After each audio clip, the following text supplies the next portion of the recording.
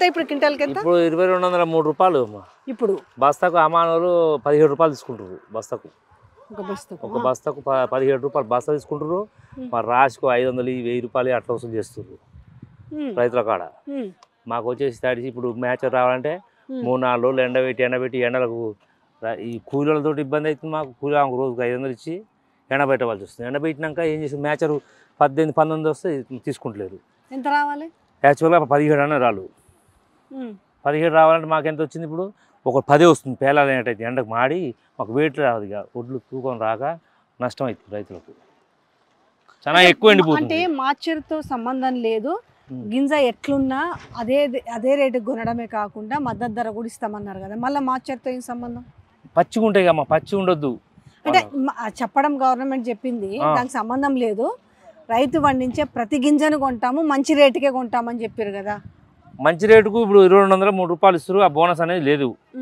మద్దతు ధర అంటే ఇప్పుడు ఆ పాత వాళ్ళు ఇచ్చినట్టు ఈ ప్రభుత్వం అట్నే ఇస్తుంది. కొత్తగా ఇచ్చే బోనస్ 500 ఇస్తానది ఏమైందంటే మళ్ళీ వచ్చే వానకాలం ఇస్తామని చెప్పారు.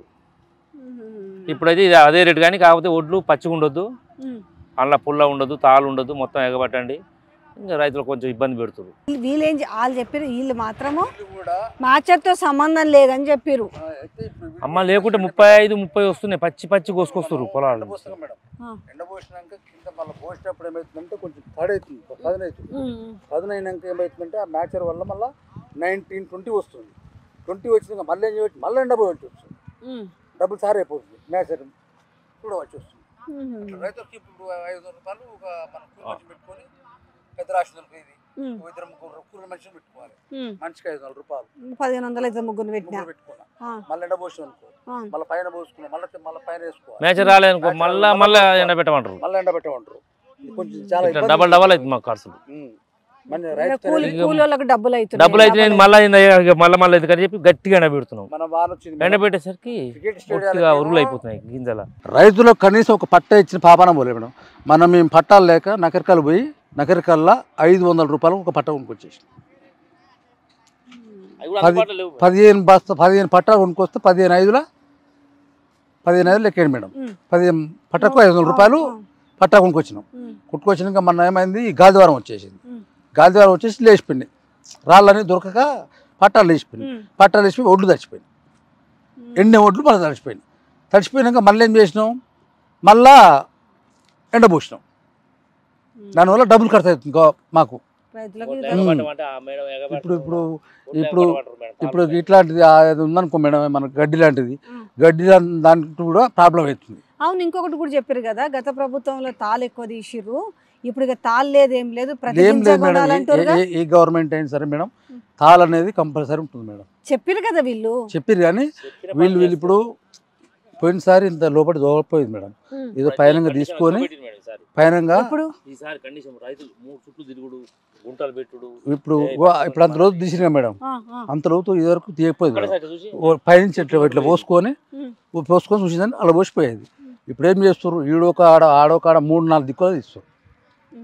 అంత ఒక కాడ రాదు కదా మేడం. ఒక కాడ 13 వచ్చింది అనుకో, ఒక కాడ 15 వస్తుంది. లేకుండా తీసుకుంటుండు 1950 1930 అంటుండు. కాకపోతే మాకు రేటు అనేది ఆడ మద్దతు ధర ఇలా తక్కువ ఇస్తున్నాడు, 1950 ఇస్తుండు. వాళ్ళకేం పచ్చికి ఇచ్చి ఏం చూస్తలేరు వాళ్ళు. మరి మీకు ఇక్కడ కూలి పైసలు తప్పుతాయి కదా, కూలి పైసలు మేడం, పట్టాల కిరాయి తప్పుతాయి కదా. మరి అట్లా మినిమం ఇప్పుడు 20 days అవుతుంది మేడం మేము పోసి. ఈ కింది పట్టాలు ఏమైతే అంటే ఈ వానకు దడిచి ఎండ దడిచి ఏమైతే అంటే ఖరాబ్ అవుతాయి.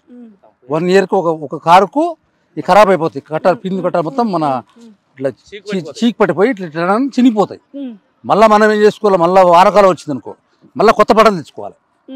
మళ్ళీ డబ్బులు ఖర్చు, మళ్ళీ వానకాలం వచ్చిందంటే మళ్ళీ కొత్త పట్టాలు తెచ్చుకోవాలి. గవర్నమెంట్ ఇస్తే మంచిగా ఉంటుంది. అయితే అవును మేడం, ఇబ్బంది ఉంటుంది కదా మేడం. ఒకవేళ ఇప్పుడు వానగిరికి వచ్చిందనుకో పరిస్థితి మళ్ళీ తడుస్తాయి మేడం. ఇప్పుడు ప్రజెంట్ ఇప్పుడు ఒక 5 నిమిషాలు వాన రావచ్చు, మన సేమ్ ఇదే పొజిషన్ అయింది. అప్పటికిప్పుడు వాతావరణం నిన్న కూడా అంతేగా మేడం, నిన్న కూడా 5 నిమిషాలు వాతావరణం చేంజ్ అయింది. గాలి వారం వాన అప్పటికప్పుడు ఉరికొచ్చి రాళ్ళు రప్పలు ఎదుర్కొచ్చి మళ్ళీ కప్పి పోయేసరికి మళ్ళీ చచ్చిపోతుంది. మళ్ళీ ఏం చేయాలి, మళ్ళీ ఎండపోసుకోవాలి. రైతులకు మాత్రం ఇబ్బంది అవుతుంది మేడం. రైతులకు మాత్రం ఈ మ్యాచర్ అనే వ్యవస్థ ఉండకూడదు మేడం.